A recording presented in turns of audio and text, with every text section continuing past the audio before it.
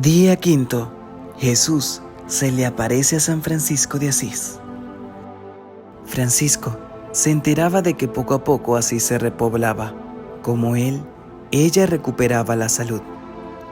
Podía creerse curado y llegó la hora en que la enfermedad, propicia a los sueños espirituales, terminó por soltar su presa por un tiempo al menos. El cuerpo debilitado, liberado de todo deseo, había permitido al alma expresarse a su vez, y las exigencias del alma podían ser más duras aún que de los sentidos. Pero con las fuerzas que crecían de día a día, renacía un mundo de seducciones fascinantes. De nuevo, se arrojó a las calles de su ciudad, un poco como quien toma posesión de una ciudadela reconquistada. La paz reinaba, precaria, humillada, pero la felicidad volvía a ser posible, y Francisco podía ponerse de nuevo a cantar. Los amigos que habían escapado a la masacre de Collestrada corrieron hacia él. ¿Qué le pedía a la vida Francisco? Tantas cosas, pero ante todo la gloria, que le seducía aún después de la derrota y la humillación del cautiverio. Como a los 16 años quería ser el primero, el más admirado. «Veréis que seré adorado», era un grito de niño. Lo que impresiona en el joven Francisco es que desea justamente todo lo que despreciará más tarde. Sus defectos son como el catálogo de sus virtudes por venir, vistas al revés en un espejo. Por el momento está fascinado por el oropel de la caballería. Su ídolo del día es un aventurero de Champaña, Gautier de Brienne. Todo caballero digno de ese nombre debía partir a la reconquista de Jerusalén. No iba en ello el honor de la cristiandad. Desdichadamente, la Cuarta Cruzada, predicada por Inocencio III, había adquirido un cariz inesperado por las maniobras de la política veneciana que la habían lanzado a la conquista de Constantinopla en 1204. Fue la guerra impía que causó la desastrosa ruptura entre la Iglesia de Oriente y la de Occidente. Se iba a cumplir el más bello sueño de gloria de Francisco. Quizás se veía ya guerreando por El Salvador, pero los preparativos de la partida exigían tiempo. El joven iba a acompañar a un gran señor. Este señor anónimo generalmente se cree que formaba parte del grupo que Francisco había conocido en las cárceles de Perusa. Aceptó partir con el hijo del comerciante para enrolarse en las tropas de Gautier de Brienne, en Apulia. Bernardone no se oponía a los designios de la providencia.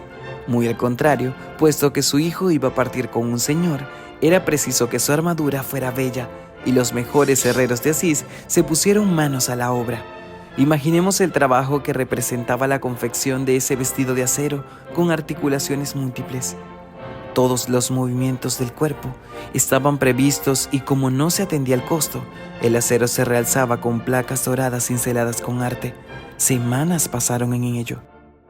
Llegó por fin el día en que con el corazón palpitante pudo introducir su pequeña persona en ese hábito de metal. Debió de sentir su peso, pero la voluntad le dio las fuerzas necesarias.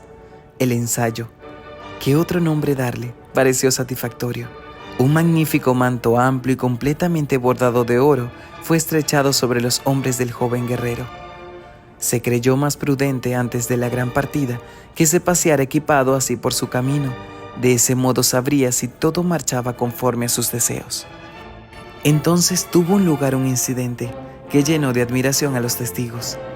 Francisco no debía de estar lejos de la ciudad cuando se cruzó con un caballero sin duda arruinado por la guerra y vestido de andrajos que le hacían bajar de nivel y pasar del ejército de los señores al innumerable ejército de los pobres. Qué mirada de amargura y envidia debió de elevar hacia ese caballero en toda la gloria de su juventud dorada en armas. En lugar de seguir su camino, Francisco se detuvo. Habló con aquel hombre tan venido a menos. ¿Cómo saberlo? Solo ha quedado en la memoria de los cronistas el gesto del joven caballero que desabrochó su rico manto y lo tendió con sus armas al pobre señor estupefacto. Esa noche tuve un sueño como solo se podía tener en la Edad Media, semejante a esas suntuosas miniaturas en que brillaban del oro y los vivos colores. Se encontraba en un palacio o en su casa, pero la mansión familiar se había transformado de manera prodigiosa. De arriba abajo, los muros desaparecían bajo armas de valor, yelmos, corazas, brazaletes, escudos, lanzas, espadas resplandecientes y marcadas con la cruz. Había suficientes para equipar a innumerables vecinos de Asís. No era solamente eso. En medio de ese fulgurante arsenal se encontraba una joven de gran belleza. Una voz que se hizo entonces oír hizo palpitar el corazón de Francisco. Estas armas son para ti y todos tus compañeros. En cuanto a la joven, ¿quién podía ser sino la dama ideal que todo caballero debía servir y merecer? Despertado de su sueño, Francisco se sintió transportado al gozo al ver confirmada su vocación. Nunca más vendería telas. Iba a batirse en las filas de la caballería. Sería príncipe. Llegando a Spoleto por la tarde, Francisco cayó enfermo esa misma noche en el albergue donde se había alojado con su escudero. ¿Qué no se ha dicho sobre este momento, quizá el más misterioso de la vida de Francisco? Una vez más, escuchó en el silencio de la noche una voz que le hablaba. Él mismo lo ha afirmado. ¿Cómo dudar de su sinceridad? Sin embargo, se ha atribuido a la fiebre y a la ilusión un diálogo que se ha hecho célebre. La voz, dice Celano, era afectuosa y preguntó a Francisco qué iba a hacer. El joven explicó sus proyectos.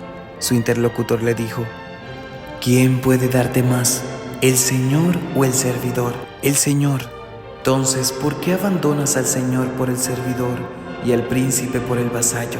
Y Francisco dijo: ¿qué quieres que haga, Señor? Vuelve al país que te ha visto nacer y se te dirá lo que tienes que hacer. Vuelve a tu casa, vuelve a tu casa. Duras palabras, pero dulce la voz, porque era la voz del Señor. En Asís, el Señor parece haber animado a Francisco a partir. En Spoleto, le ordena a quedarse. Sin duda, Francisco dejó que su escudero siguiera al joven señor que se creía destinado a la gloria. ¿Qué sería de ellos puesto que la aventura de Gautier de Brienne iba a acabar mal? ¿Y qué habría sido de Francisco si hubiera seguido su camino?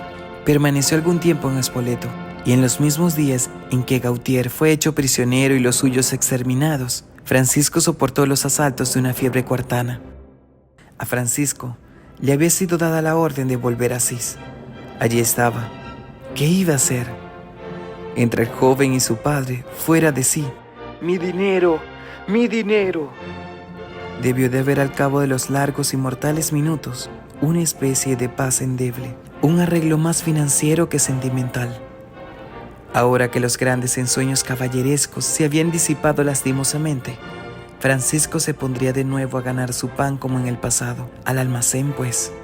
Da la impresión de escuchar con 8 siglos de distancia a ese padre furioso, la deshonrosa retirada ante el combate, a los que se añadían numerosos agravios más personales.